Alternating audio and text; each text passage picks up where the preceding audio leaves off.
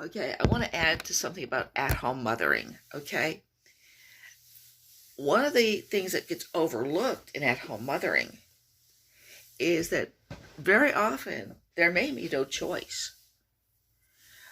The mother might have to stay home with the child if she's unable to hold down a job.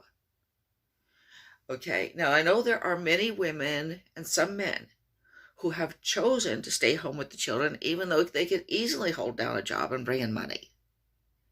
But there are also some who simply don't have the option of a job outside the home. Okay, I've known several like this, and I've been told about several like this. For example, I knew a man whose mother was a schizophrenic, and there was no way that she could have supported herself because she was kind of rambling and mumbling all day to phantoms because of her schizophrenia. I've also known stay-at-home moms who I think were probably clinically depressed. Again, they would have had, I knew, in fact, a mother who was at home when I was growing up, and she kind of talked about helping the family by working in a factory or something like that. Okay, but nothing ever came of it. All right, now, a lot of times the at-home mother might be depressed, she might be anxious, but she's not anxious or depressed because she's at home, which is a mistake people make. She's at home because she's anxious and depressed, and because an employer would fire her within 2 or 3 days.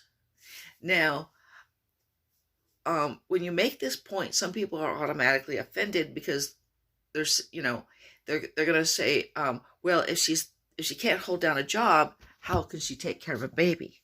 How can she raise a child? The fact is that it is a lot harder for the government to remove a child from an incompetent mother than it is to fire an incompetent employee. In order to have a child taken away from a mother, you have to show neglect or you have to show abuse.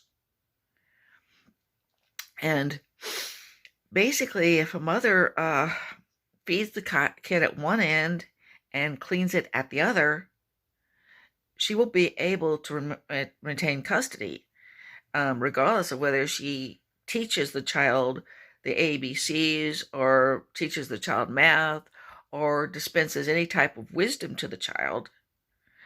She will retain custody. Okay, so I'm not saying that the only people who are at home with the kids are those who couldn't do anything else, but I am saying that those who can't do anything else are at home with the kids. And I don't want this to be seen as a put down. I want to bring into the discussion of at-home mothering the fact that there are families in which there is no other choice. The mother simply has to be home with the child because there is no place in the workforce for her.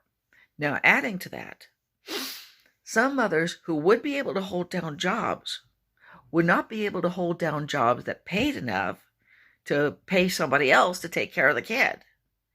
The paycheck would be eaten up and then some if she had to leave the kid at daycare center. So there's also, that group may be as large or larger than the other one. I just do want to point out that for many families, there simply is no choice but to have a mother at home. And this needs to be part of the discussion. And I hope you like hearing from that and will subscribe to my channel. Thank you.